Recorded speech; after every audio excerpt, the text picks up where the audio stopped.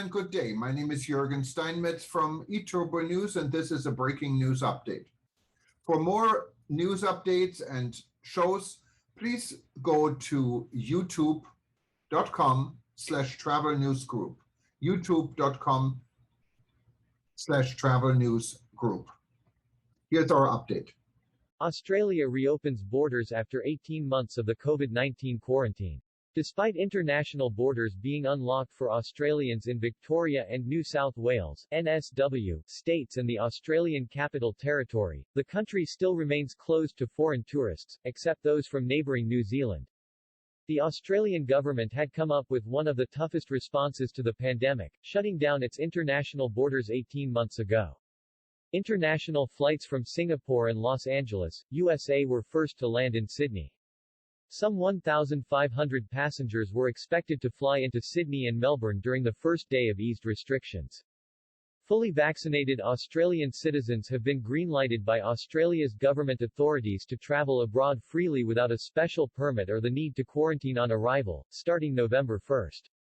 The country has relaxed its severe international border restrictions today, allowing many families to reunite after almost 600 days apart and prompting emotional scenes at airports in Sydney and Melbourne.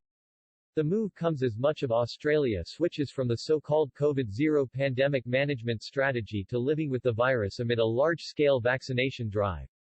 Over 77% of those 16 and older in the country of 25.9 million have received both shots of the jab so far, the Health Ministry said.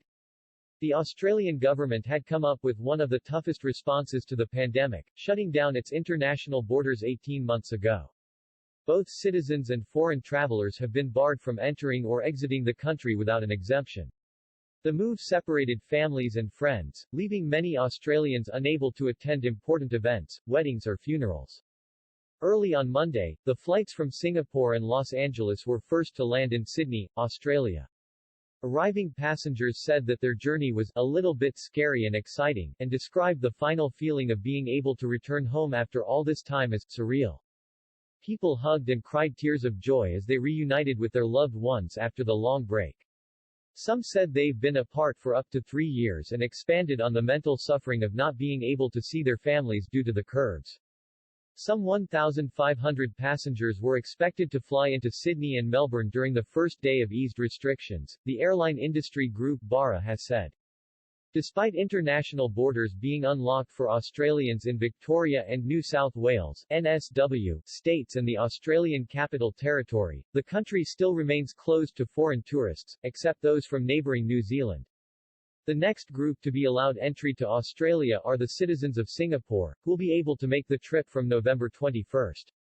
We still have a long way to go in terms of the recovery of our sector, but allowing fully vaccinated Australians to travel without quarantine will provide the template for bringing back students, business travelers, and tourists from all over the world, Sydney Airport CEO Jeff Culbert said. But while Australia is reopening to the world after almost 600 days, limitations on travel remain inside the country. The residents of Western Australia are still largely cut off from the rest of the nation as the state is vigorously trying to protect its virus-free status. Travelers from extreme risk jurisdictions like Victoria and NSW, which went through months of lockdowns, require an exemption to enter Western Australia.